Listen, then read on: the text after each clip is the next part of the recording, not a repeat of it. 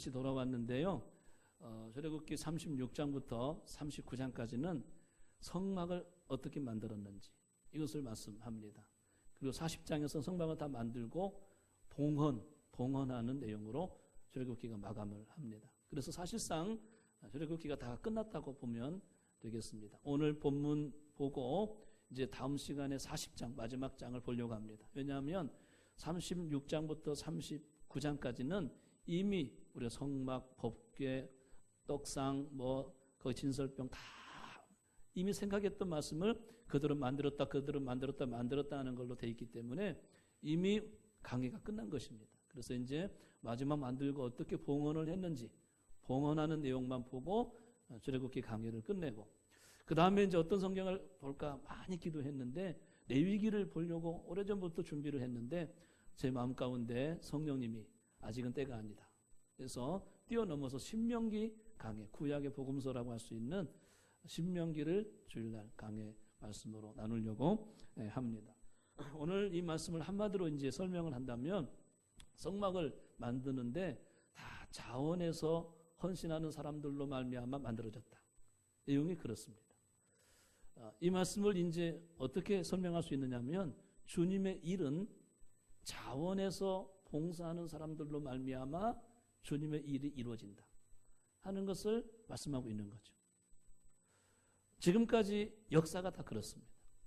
복음이 한국에 전해지고 수많은 영혼들이 구원받고 교회가 건강하게 세워지는 모든 일들은 여러분들이 은혜 받고 자원해서 이렇게 교회를 섬기고 봉사해 주셔가지고 우리 교회가 이렇게 건강하게 세워진 것입니다. 그리고 전 세계에 누가 가서 복음을 전하라고 막 밀어내고 가라고 막 억지로 떠밀고 하는 게 아니었어요. 성령의 감동을 받아서 자원해서 선교사로 가가지고 거기서 하늘에 미랄되어 썩어지는 헌신을 통해서 거기서 복음의 열매가 일어난 것이죠. 지금까지 역사, 하나님의 일의 역사는 자원하는 사람들로 말미암아 이루어진 역사다 하는 점을 알 수가 있는 거죠. 이와 같이 성령님은 우리에게 먼저 하고 싶어지는 마음을 주시어서 할 수 있는 능력도 주시어서 하게 하시는 것입니다. 얼마 전에 거룩한 소원이라는 말씀을 같이 나눴잖아요. 하나님은 우리에게 그런 자원하는 마음을 먼저 주신다는 거예요. 그리고 할 수 있는 능력과 지혜도 함께 해주신다는 거예요.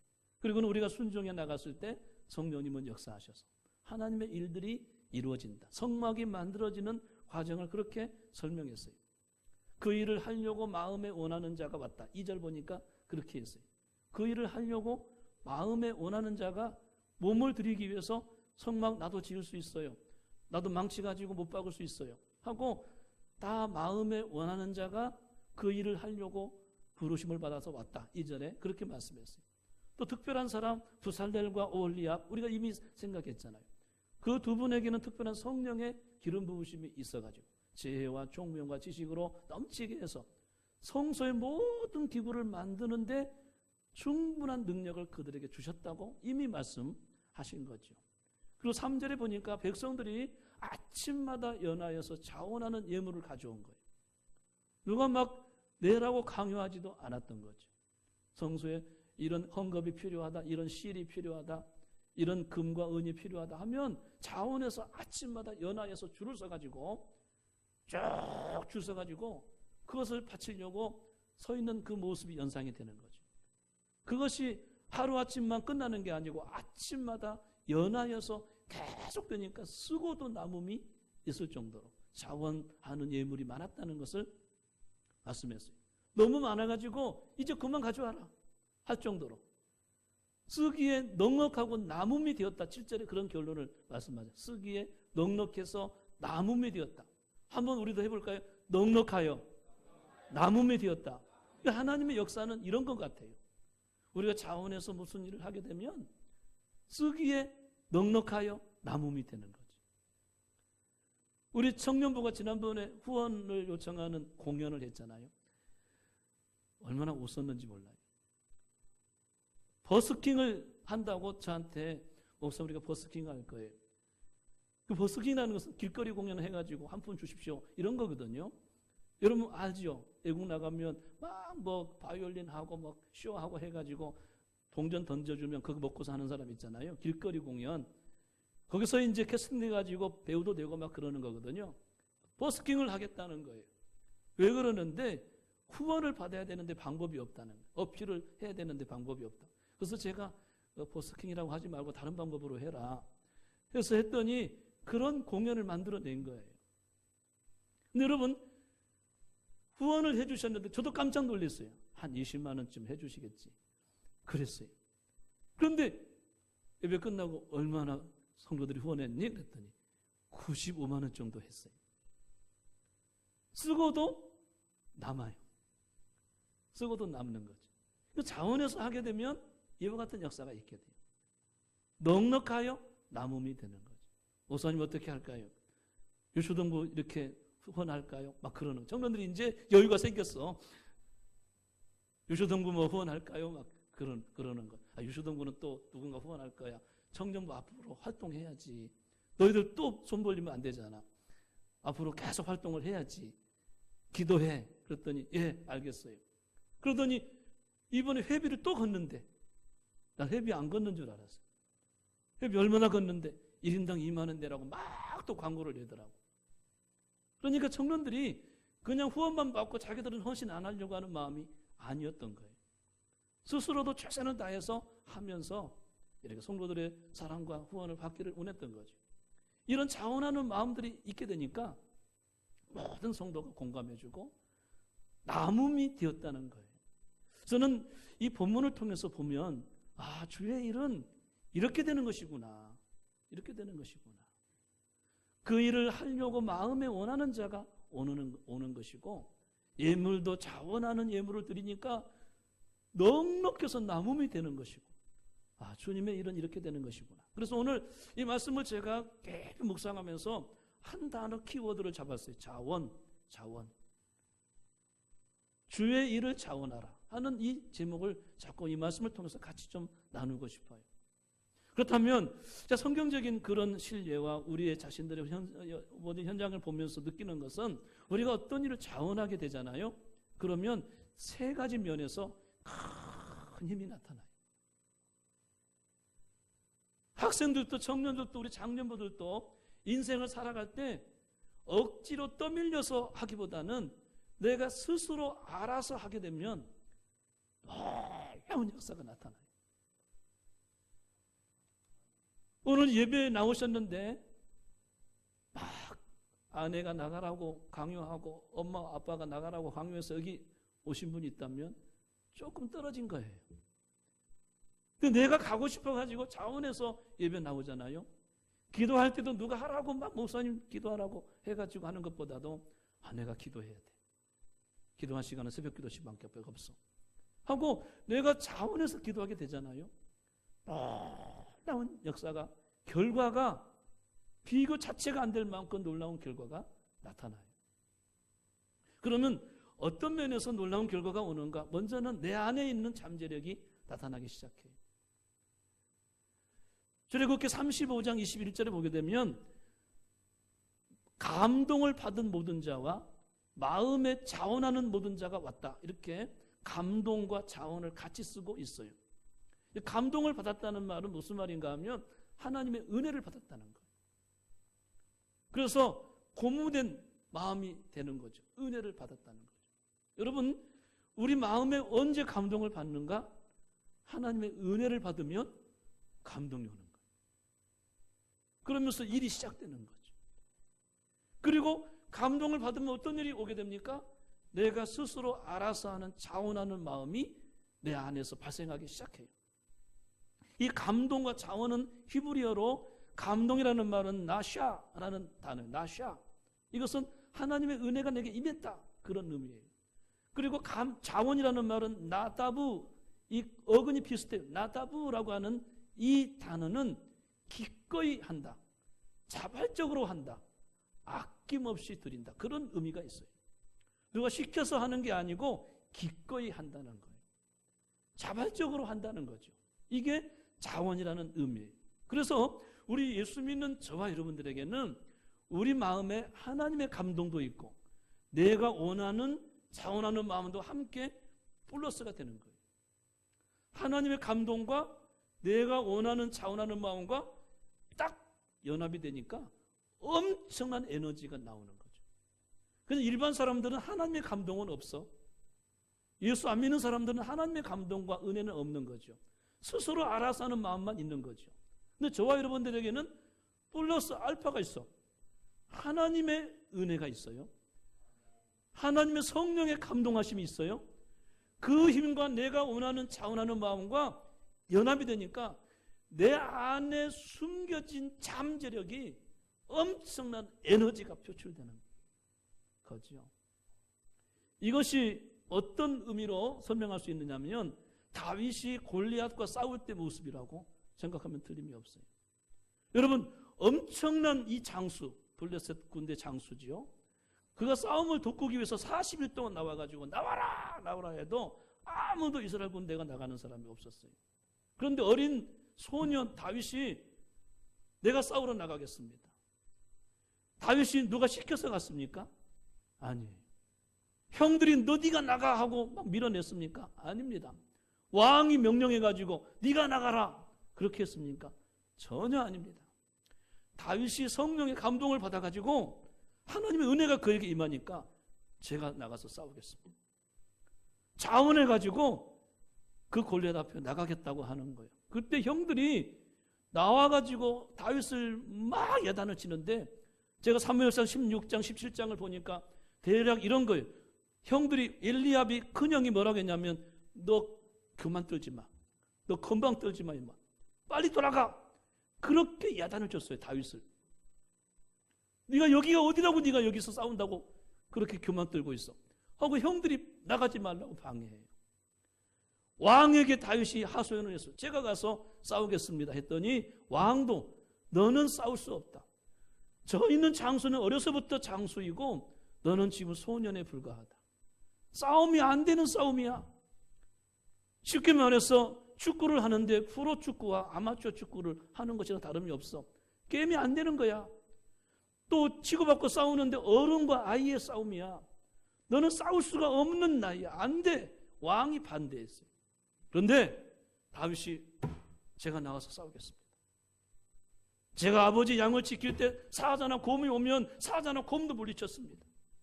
그것은 내 힘으로가 아니고 하나님이 나를 사자의 발톱에서 건져주셨습니다.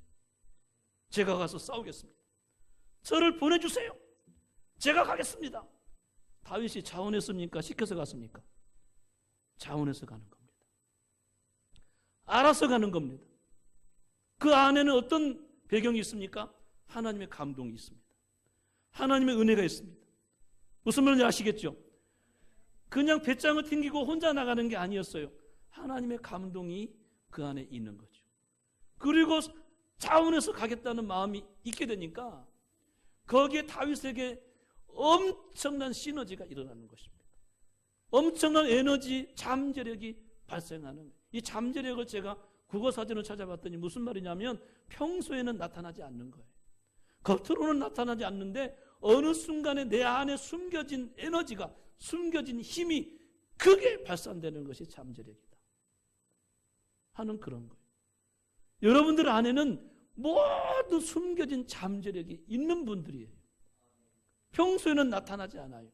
어느 순간에 내가 어떤 순간에 큰 힘이 나올 때가 있다는 거예요. 다윗이 그때 평소에 쓰던 물매를 가지고 나갑니다. 막대기 하나 가지고 나갔다는 거예요. 골리앗이 볼 때 너 나를 개인 줄 알고 막대기 가지고 나왔느냐? 그렇게 조롱을 해요. 골리앗은 큰 창을 가지고 휘두르면서 목을 잘리겠다고 하고 있는데 막대기 가지고 목을 잘릴 수 있습니까? 개나 쫓지. 그러니까 골리앗이 비웃고 난리가 난 것입니다. 그런데 다윗이 이 막대기, 물매는 언제 썼습니까? 평소에 양을 칠 때, 양을 지킬 때 이 물매를 가지고 양을 지킨 거예요. 평소에 다 쓰던 물건이에요. 이 물매를 어떻게 설명할까? 우리 성도님들이 어떻게 설명할까? 제가 고민하다가 한 가지 딱 깨달았어요. 어렸을 때는 제가 새총을 만들었었거든요. 소나무 이렇게 두 개로 쫙 갈라진 위에 꼭대기 소나무가 있어요. 그거를 볼 때마다 저건 새총값이다. 소나무를 잘라서 참 못된 짓 한 거죠. 소나무를 다 잘라가지고 껍질 다 벗겨가지고 여기 쫙 똑같이 한 다음에 여기다가 고무줄을 매는데, 두 개도 고무줄을 매는데, 어렸을 때 아이들 기저귀 차는 노란 고무줄이 있었어요. 그것밖에 없었어요, 옛날에는. 노란 고무줄을 딱 묶어가지고 끝에는 가죽으로 딱 한 다음에 새총을 만드는 거예요. 그러면 평소에 돌멩이 던지는 것보다도 새총으로 쫙 당겨가지고 던지면 진짜 멀리 나가는 거예요. 새도 잡고 참새도 잡고 닭도 잡고. 어렸을 때 그렇게 참 못된 짓 했던 것 같아요. 그런데 마치 새총과 같은 것이 물매예요. 물매. 양을 지킬 때 돌을 멀리 던지는 방법, 정확하게 던지는 방법이 다윗이 평소에 터득했던 물매의 평소의 힘이에요.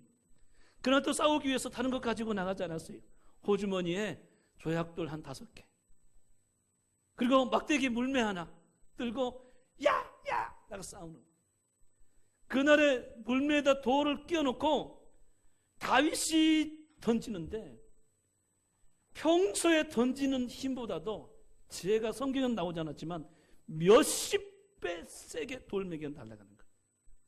그 안에 잠재력이, 하나님의 은혜와 스스로 싸우겠다는 그 차원하는 마음이 플러스 시너지가 일어나가지고 돌멩이가 날아가는데 힘만 세게 나가는 게 아니고 정확도도 정확하게 날아가는 거예요. 여러분, 청년들하고 제가 농구를 하는데, 야, 세연이가 농구를 그렇게 잘하는 줄 몰랐어요. 국가대표급이에요. 그런데 청년들하고 농구하는데 제가 평소에는 3점 슛을 한다, 2점 슛을 하면 잘 안 들어가는데, 막상 게임에 들어가가지고 던지는데요, 던지면 쏙쏙 들어가. 이게 잠재력이에요, 잠재력. 평소에는 안 했는데 갑자기 어떤 순간에 잘할 수 있는 능력이 발산되는 것, 이게 잠재력이거든요. 그런데 이 다윗에게 그 잠재력이 나가가지고 돌멩이가 정확하게 날아가더니, 이 골리앗은 머리에 투구를 쓰고 갑옷을 입었기 때문에 물새 틈이 없어요. 유일하게 뚫려있는 얼굴, 거기만 뚫려있거든요. 봐야 되니까. 이마를 향해서 정확하게 날아가더니 얼마나 세게 날아갔는지 그 돌이 이마에 박혀버린 거예요. 성경의 이야기예요. 여러분, 그것을 어떻게 설명하겠습니까? 다윗이 자원해서 가니까 하나님의 역사해 주시고, 그 안에 있는 잠재력이 터져 나오니까 강력한 역사가 나타나는, 이것이 자원하는 결과라고 할 수가 있어요. 우리 중학교 1학년 학생들이 우리 교회 앞에 태권도 학원에 많이 다니더라고요. 어디 갔다 왔니? 그때 태권도 갔다 왔대. 왜 더 큰 태권도 가니? 어떤 아이는 엄마가 가라고 했어요. 죽겠어요. 그런 아이들도 있고, 어떤 아이는 저 태권도가 좋아요. 저 태권도 하면 모든 게 풀려요. 그러면 두 아이 중에 결과가 어떻게 될까요? 게임 자체가 안 되는 거예요. 자기가 스스로 하고 싶어 하는 그 운동은 놀라운 결과가 오는 거예요. 떠밀려가지고 억지로 가게 되면은 그 많은 결과가 오지 않는 거예요. 왜요? 안에 있는 잠재력이 발휘되지 않아요. 공부도 마찬가지예요. 엄마가 공부해라 하면 이미 끝난 거예요. 어머니, 아버지 입에서 너 쉬면서 해라, 몸 좀 생각해서 좀 작게 이제 웬만큼 공부해라 하는 학생이 공부가 되는 거예요. 이건 비교 자체가 안 되는 거예요. 비교 자체가요. 저 어렸을 때 장기동, 제가 작년인가 한번 시골, 제가 태어났던 장소를 가봤거든요. 가봤더니 옛날 생각이 쫙 나는 거예요. 제가 노시잖아요, 노시. 옆집에 사는, 옆집은 오시. 좀 비슷해요. 노오. 비슷해요. 그 집에 삼형제가 있는데 오영식, 오성균, 오금명 3명 있어요. 그런데 둘째 오성균 결혼식 한다고, 자기 아들 결혼식 한다고 청첩장에 저한테 날려왔어요. 그때 옛날 생각이 쫙 나는 거예요. 둘째 오성균은 저보다 나이가 2살 위에요. 그런데 저하고 동갑인 오김명이하고는 제가 별로 게임이 안 돼서 안 놀았어요. 2살 위에 성하고만 제가 이런 말 하면 저를 자랑하는 것 같아가지고 좀 그러긴 그래요. 그런데 제가 솔직한 말인데요. 저는 부모님이 제발 몸 생각해서 그만 공부하고 자라 그랬어요. 제가 원해가지고 밤 늦게까지 다 애워야 마음 놓고 자는 거예요. 다음날 시험 보는데 다 애우지 아니하면 조마조마해서 잠이 안 오는 거예요. 완벽하게 했을 때 잠을 자는 거예요. 누가 시키지도 않았어요. 제가 원해서 하는 거예요. 옆집 오신에는 아버지가 학교 가기 싫습니다. 뭐 기성예비 앉으면 학교 안 간다고 떼쓰고 울고 있으면 잘 됐다. 나하고 기지개 지고 나가자. 농사나 지어야지 뭐 가자. 막 그러면 또 농사 안 짓는다고 책가방 메고 와 울면서 학교 가는 거예요. 그러면 결과가 어떻게 될까요? 게임 자체가 안 되는 거예요. 이것이 자원하는 자와 억지로 하는 자의 차이라는 그런 거예요. 우리 학생 중에서요, 매주마다 11시 예배에 나와서 예배드리는 학생들이 참 많아요. 어떤 학생이 저한테 설교 나눔지를 매주마다 한 주도 안 빼놓고 설교 끝나자마자, 예배 끝나자마자 딱 나한테 주는 학생이 있어요. 여러분 주보에 나가면 7, 6문제 설교 나눔지가 있잖아요. 다 답을 달아가지고 제가 마지막 문제는 항상 말씀을 듣고 특별히 깨달은 것, 꼭 실천해서 결단하고 싶은 것 함께 나눕시다 하고 마지막 결단을 요구하는 질문이 마지막 문제예요. 그런데 지지난주인가요? 열심을 내라 설교를 했던 것으로 기억나는데 지난주에는 내가 주님을 사랑합니다. 그런 제목으로 가서 같이 말씀을 나눴고, 그런데 설교 나눔지를 듣고 결단을 썼는데요. 어떤 결단이 왔느냐면, 제가 이런 일은 좋은 일이니까 공개를 해도 될 것 같아요. 목사님 말씀을 듣고 제 시간을 허투루 쓰지 않겠습니다. 두 번째, 매일마다 영어 단어 80개씩 외우겠습니다. 결단을 썼습니다. 제가요 진짜 감동을 받았어요. 시간을 허투루 쓰지 않겠습니다. 학생들은 정말 배우는 학생들이잖아요. 공부해야 되는 학생들이잖아요.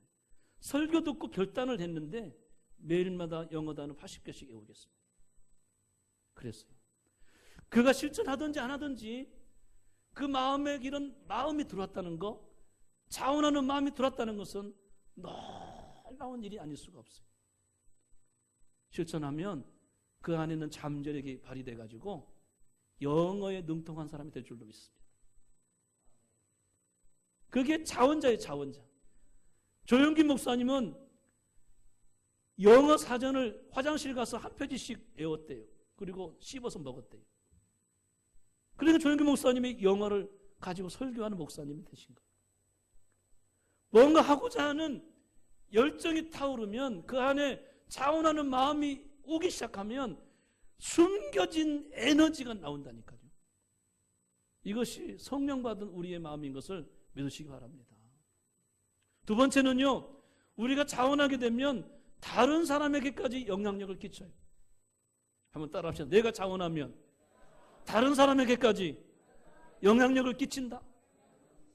마태복음 13장 33절에 예수님이 이렇게 말씀했어요. 천국은 마치 가루 서말독에 어떤 여자가 갖다 넣어서 가루를 전부 부풀게 한 누룩과 같은 것이 천국이다. 전부 부풀게 한 누룩과 같은 것이 천국이다. 이거는 천국 백성의 영향력을 말하고 있는 거예요. 천국은 어떻게 만들어지게 되는가? 하나님 백성들, 천국 백성들로 말미암아 그들의 영향력을 끼침으로 점점 확장된다.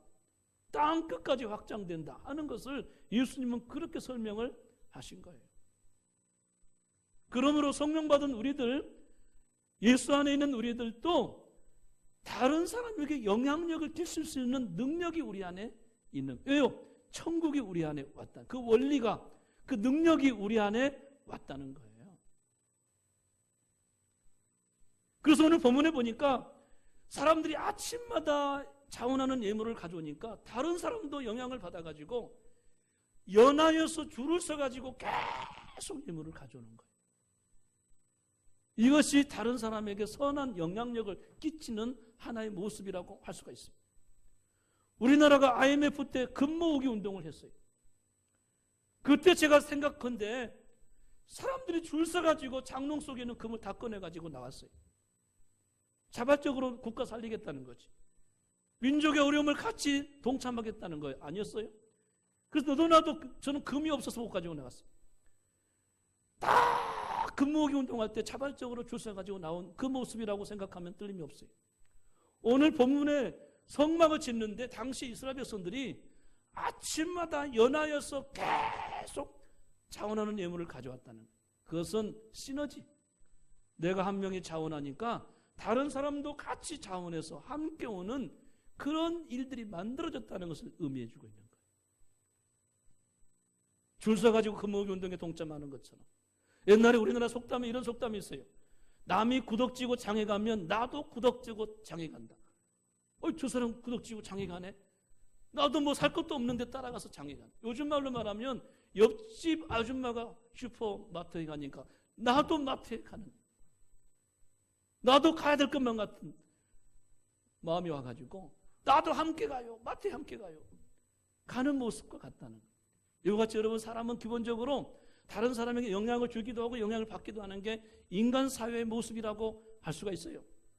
그런데 특별히 성령 받아서 예수 믿는 우리들은 선한 영향력을 끼치기도 하고 그 영향을 받기도 하는 그런 구조 속에 우리가 살고 있다는 거예요. 사도행전 24장에 보게 되면 바울 사도가 고발을 당해요. 대제사장 더둘로 변호사가 총독 웨스도에게, 벨릭스에게 바울을 고발을 해요.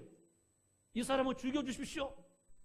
이 사람을 좀 처단해달라고 유대인들이 바울을 고발을 하는 거예요. 그때 고발에 바울을 어떤 제목을 달았냐면 이 사람은 전염병 같은 사람입니다. 오늘 아침에 사도행전 28장 끝났어요. 내일부터는 로마서 이제 새벽 예배 볼 겁니다.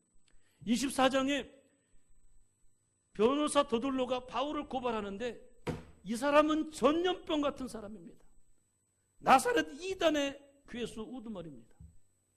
온 천하를 어지럽게 하는 사람입니다. 하면서 바울을 고발을 해요.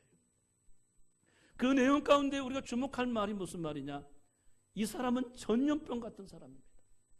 이 사람만 만나면 예수가 퍼지고 이 사람만 만나면 예수 믿는 사람이 생기고 소요 사태가 벌어집니다. 여러분, 이것이 선한 영향력이에요. 바울 한 사람을 통해서 그 영향력이 다른 사람에게 끼쳐서 예수 안 믿는 사람은 예수 믿게 되고 이미 예수 믿는 사람은 예수님으로 충만하게 되고 그런 영향력을 끼치는 바울의 모습을 들어가지고 안 믿는 더둘로가 이 사람은 전염병 같은 사람입니다. 그렇게 표현을 했다는 그런 거예요. 사랑하는 성도 여러분, 우리가 자원해서 그런 일이, 우리가 어떤 일을 하게 되면, 여러분들이 자원해서 복음의 일꾼으로 일어나게 되면 모두가 함께 일어나는 역사가 있을 줄로 믿습니다. 할렐루야! 우리 옆에 있는 우리 안장로님이 자원해서 복음의 일꾼으로 자원하면 옆에 있는 정장을 덩달아서 복음의 일꾼이 되는, 제가 덩달아서 해서 죄송합니다. 이게 시너지, 이게 영향력을 끼치는 거예요. 우리 교회가 그런 모습이 일어나야 돼요. 할렐루야! 누군가 자원하고 나가면 옆에서 함께 자원해서 일어나는 선한 영향력을 끼쳐지는 이 결과는요, 넉넉하여 나눔이 되는 역사가 일어나는 거예요. 그것이 자원하는 자의 힘이라고 할 수가 있어요. 마지막으로 어떤 힘이 발생하느냐? 성령님이 역사하시는 거죠. 따라합시다. 자원하면 성령이 역사하신다. 이게 굉장히 복음의 복음. 내가 자원하면 나만 혼자 가는 게 아니에요. 성령이 역사하십니다. 스가랴서 4장 6절부터 7절까지 보게 되면 당시에 성전 건축이 중단돼 15년 동안 중단됐어요. 사방에 방해거리, 백성들이 여러 가지 지치고 쓰러지고 낙심해가지고 성전 짓다가 낙심해서 15년 동안 중단됐어요. 그때 하나님의 사자 학개와 스가랴가 나타나가지고 스룹바벨 총독에게 이렇게 이야기해요. 하나님 말씀이 당신 스룹바벨에게 이렇게 말씀하십니다. 이것은 힘으로 되지 않고 능으로 되지 않냐고, 하나님의 영으로 된다고 하십니다. 스룹바벨 앞에 큰 산이 무엇이냐? 그 앞에 평지가 된다고 하십니다. 그러니 총독이 머릿돌을 내놓을 때에 많은 무리가 이렇게 외칠 것입니다. 은총, 은총이 그에게 있을지어다.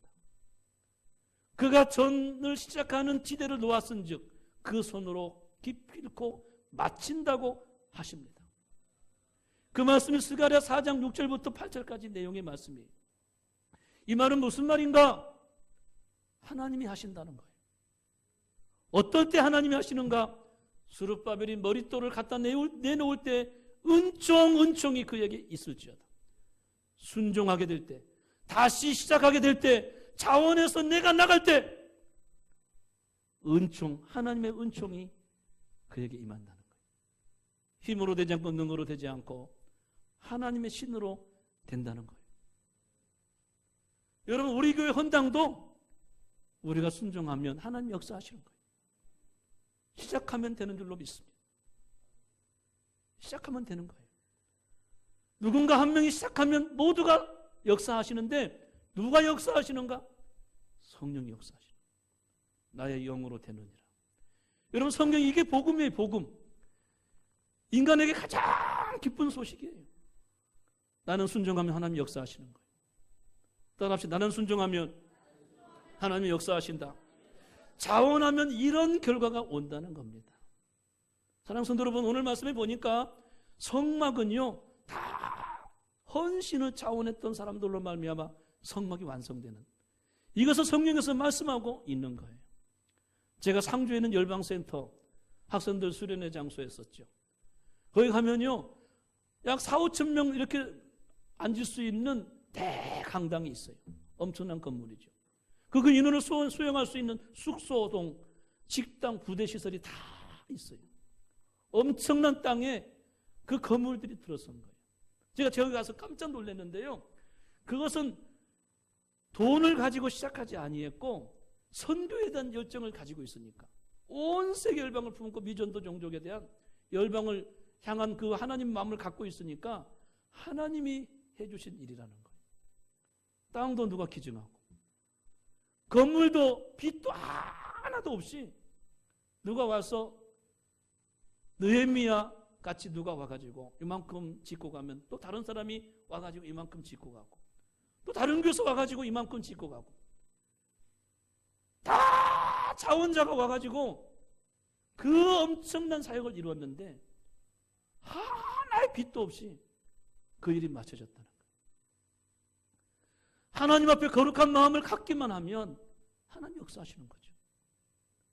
누군가 자원해서 일을 시작하게 되면 모두가 자원자가 나타나는 것이죠. 더군다나 거기에 하나님이 역사하시는 거죠. 그것이 헌신을 자원하게 되면 그와 같은 일들이 일어난다는 것입니다. 특별히 우리 사랑하는 성함의 성도님들, 우리들은요 사랑을 자원하셔야 돼요. 사랑을. 한번 따라합시다. 사랑을 자원하자. 하나님은 우리를 자원해서 사랑해 주셨어요. 우리를 너무 사랑하시는 거예요. 누가 시켜서 하나님이 우리를 사랑했을까요? 스스로 우리를 사랑하시는 거죠. 그 사랑이 하나님의 사랑인 것입니다.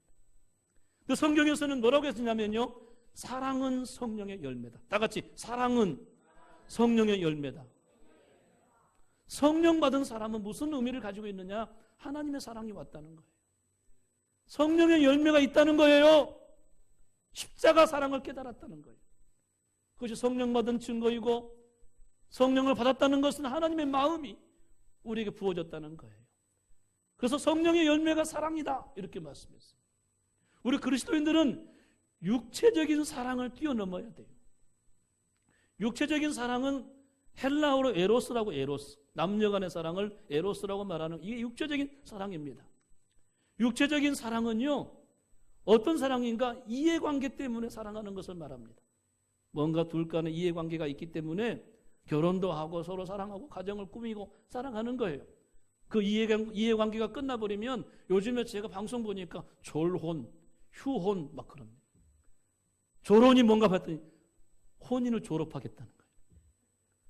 휴혼이 뭔가 했더니 혼인관계를 휴업하겠다는 거예요. 웃기는 세상이 왔어요. 이해관계가 끝나면 남남이 되는 거죠. 남남을 넘어서 왼수가 되는 거죠. 왜 그럽니까? 그 사랑은 에로스, 육체적인 사랑이기 때문에 그런 것입니다. 육체적인 사랑은 나만 한눈 팔지마 당신, 나만 요구하는 게 육체적인 사랑이에요. 그러나 하나님의 사랑은 모두를 품어내는 거예요. 할렐루야. 모든 민족, 모든 열방을 사랑하는 게 하나님 마음이에요. 그걸 아가페라고 말하는 거예요. 헬라어는 사랑이 구분됐어요. 우리말은 사랑이 두루뭉실 다 넘어갔는데 헬라어 성경은 사랑이 구분된 거예요. 어떤 사랑이냐, 어떤 사랑이냐 다 구분된 거예요. 육체적인 사랑은 조건을 따집니다. 예쁘니까, 그 남자가 너무 멋있으니까, 돈이 많으니까, 학벌이 좋으니까 조건을 따집니다. 그게 육체적인 사랑인 것입니다. 그런 하나님의 사랑은 생전 처음 보는 사람도 사랑합니다. 한 번도 얼굴도 보지 못했는데 열방을 품습니다. 아무것도 가진 거 없이 병들고 연약해도 그 영혼을 사랑합니다. 조건을 뛰어넘는 것이 아가페요, 하나님의 사랑인 것을 우리가 너무나 잘 알고 있지 않습니까? 사랑하는 성도 여러분, 우리 그리스도인들은 이 사랑을 자원하셔야 됩니다. 어떤 사랑은요? 하나님의 사랑을 가지고 이 지역의 영혼을 품어내야 됩니다. 우리 교회에 하나님의 마음이 부어지기를 원합니다. 제가 100번 설교해도 안 됩니다.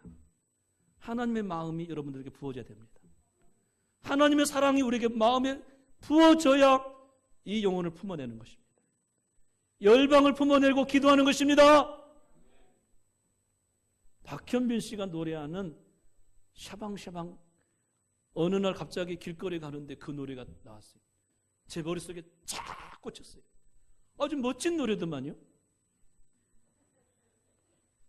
누구나 사랑하는 매력적인 내가 한 여자를 찍었지. 그런 거예요. 누구나 사랑하는 매력적인 내가, 박현빈이 자기를 가리키는가 봐. 매력적인 내가 한 여자를 찍었지. 잘 준비가 된, 잘 나가는 내가 한 여자를 찍었지. 샤방샤방. 저는 샤방샤방이 뭔가를 사전을 찾아봤더니 눈에 띄게 예쁘다, 그런 뜻이더라고. 샤방샤방. 눈에 띄게 예쁘다. 우리 한번 해볼까요? 샤방샤방. 이게 저는 무슨 멜로디에 맞추기에서 나오는 말인 줄 알았더니 사전에 나오더라고. 눈에 띄게 예쁘다는 거예요. 샤방. 얼굴도 V라인 막. 그런 노래를 가지고 한 여자를 찍었지. 제가 깨달았어요. 우리가 처음 보는 한 사람을 마음에 품고 찍는 것, 이게 사랑이에요. 자원해서. 이해관계 때문에 사랑하는 것도 아니고 육체적인 관계 때문에 사랑하는 것도 아니고 하나님 마음이 내 안에 들어와서. 할렐루야. 하나님 마음이 우리에게 부어진 바 되어서 지나가는 한 사람에게 내가 저 영혼을 찍었지. 복음을 전해서 반드시 하나님 백성이 되게 해야 되겠다. 할렐루야. 엘리베이터 앞에서 한 영혼을 내가 찍었지. 잘 나가는 내가, 매력적인 우리가 한 영혼을 찍었지. 마장동 아파트 영혼들을 내가 찍었지. 아주 멋있는 필에 착 저한테 꽂혔어요. 그랬더니 어제는 구윤 씨가, 무슨 구윤 씨가? 나는 사랑의 나무꾼. 그런 노래가 나오는 거예요. 그게 뭔지 봤더니 나는 10번 찍어서 안 넘어가 100번도 찍을 거야. 나는 사랑의 나무꾼. 막 그러더라고. 멋있는 말은 유행가가 다 있어. 유행가가 다 있어. 사랑하는 성도 여러분, 우리가 10번 찍어서 안 넘어가면 100번이라도 찍어서 한 영혼 구원하고자 하는 마음이 저와 여러분들에게 있기를 축복합니다. 우리 교회 그런 마음이 부어졌으면 좋겠어요. 저도 새벽마다 기도해요. 이 종에게 그 마음을 부어주시고, 이번 청년들에게 수련회 때 이 마음을 부어주시옵소서. 우리 청년들로 말미암아 이 교회에 가득 남음이 있도록 채워지게 해주시고, 열방의 일꾼을 보내고 복음의 일꾼을 보내는 교회가 되게 해주세요. 할렐루야! 이런 사랑에 창원하는 마음이 우리에게 일어나야 된다는 것입니다. 영국의 부흥운동을 일으켰던 웨슬레 목사님이 저 동네 건너 동네 복음 전하기 위해서 언덕을 넘어가는데 갑자기 뒤에서 어떤 놈이 멈춰라 이놈아 소리가 들려왔어요. 이렇게 보니까 강도야, 강도. 강도가 오더니 예술대 목사님은 몸을 뒤지기 시작하는 거예요. 막 뒤져가지고 막 호주머니 뒤지고 막 지박 빼고 혁띠까지 빼고 양말 벗어 막 하더니 아무것도 없고 성경책밖에 없는 거예요. 그러니까 이 도둑놈이 강도가 오늘 되게 재수 없는 날이네 하면서 퇴침 받고 돌아서 가는 거예요. 그때 예술대 목사님이 돌아가는 강도에게 멈춰라 이놈아 그랬어요. 목사님도 똑같이 강도가 멈춰라 이놈아 그랬으니까 너도 멈춰라 이놈아 뒤에다 대고 예수 그리스도의 피 외에는 너와 나의 죄를 씻을 방법이 없다 이놈아 예수 믿어야 돼. 예술대 목사님 한마디 던진 거예요. 뒤도 안 돌아보고 그 강도가 갔어요.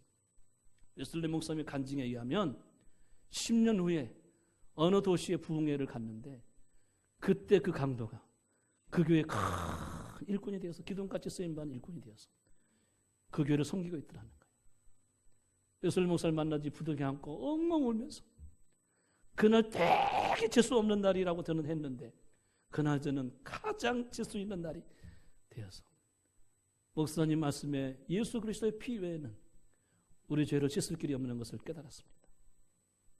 십자가의 은혜를 깨달았습니다. 그렇게 그 간증집에 그런 이야기가 나와요. 최근에 어떤 글에 보니까 이런 이야기가 있더라고요. 어떤 분이 교통사고를 당해가지고 병원에 입원했는데 세상에 두 눈을 실명하게 되는 그런 불행을 맛보게 된 거예요. 여러분 교통사고 나면 안 돼요. 운전 조심하셔야 돼요. 교통사고 나서 이제 젊은 한 30대 남자가 두 눈을 잃어가지고 너무 절망을 하는 거예요. 병원에서 울고 가슴을 때리고 막 벽을 치고 나 죽여달라고 나 살고 싶지 않다고 막 입원실에서 그러는 거죠. 근데 같은 병실에 9살 난 여자 꼬마아이가 백혈병으로 한 병실에 입원해 있었대요. 이 꼬마아이가 아저씨 울지 마. 아침마다 일어나면 아저씨 한숨 쉬지 마. 아저씨를 자꾸 위로를 해주는 거예요. 그냥 그 꼬마아이가 말을 거니까 막 귀찮고 너 조용해 막 처음에는 그랬는데 계속 이 아이가 아저씨 내가 도와줄게. 밥 먹는 건 내가 도와줄게. 화장실 가는 건 내가 도와줄게. 밖에 나가고 싶어? 내가 휠체어 끌어줄게. 그러면서 이 아저씨하고 이 꼬마하고 친구가 되는 거예요. 눈이 안 보이는데 화장실 가기도 힘든데 밥 먹는데도 뭐 반찬이 있는지 없는지 눈이 안 보이니까 모르는데 이 꼬마아이가 같은 명실에 밥 먹을 때가 되면 자기는 안 먹고 아저씨에게 떠먹여주고 여기 반찬 이거야. 이거 먹을까? 김치 먹을 거야? 오뎅 먹을 거야? 오뎅 먹을게. 이번엔 오뎅이야. 들어간다. 이 꼬마아이가 아저씨하고 그렇게 친구가 되어서 지내는 거예요. 아침마다 일어나가지고 한숨 푹 쉬면 한숨 쉬지 마. 왜 그렇게 한숨 쉬어? 오늘 하루를 즐겁게 살아야지. 이 꼬마아이가 그러는 거예요. 이제 이만큼 회복이 돼가지고 두 눈을 실명한 채 퇴원을 했는 거예요. 이 남자가 퇴원을 했는데 2주 후에 병원에서 연락이 왔어요.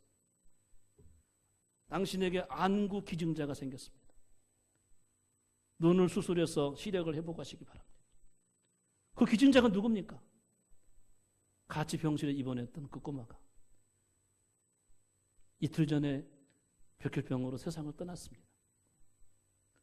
그 꼬마가 내가 하늘나라 가게 되면 내 눈을 아저씨에게 주라고 했다는 거예요. 그리고 저 아저씨에게 조그만 쪽지 편지를 남겼는데 편지 내용을 읽어드리겠습니다. 아저씨, 나 정혜야. 내가 만일 하늘나라로 가면 나 아저씨 눈 할게. 그래서 계속 아저씨랑 같이 살게. 아저씨 사랑해.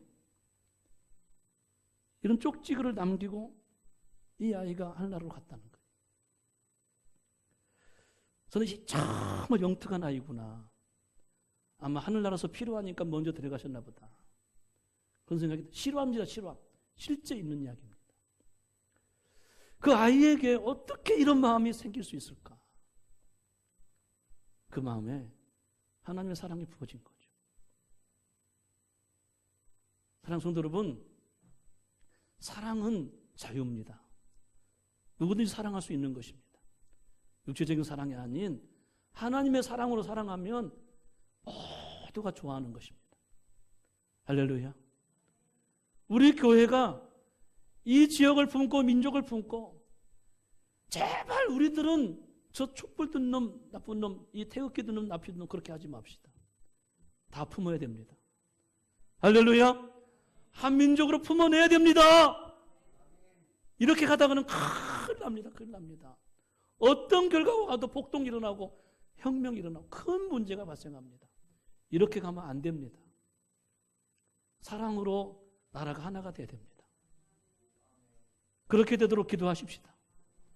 그리고 우리 성함의 성도님들 누가 시켜서 억지로 하지 말고 하나님의 감동을 주시는 대로 자원해서 주의 일을 하시기 바랍니다. 자발적으로. 아시겠죠? 스스로 기꺼이 하시기를 바랍니다. 그러면 우리 안에서 잠재력이 일어납니다. 다른 사람에게도 영향력을 끼칩니다. 성령이 역사하십니다.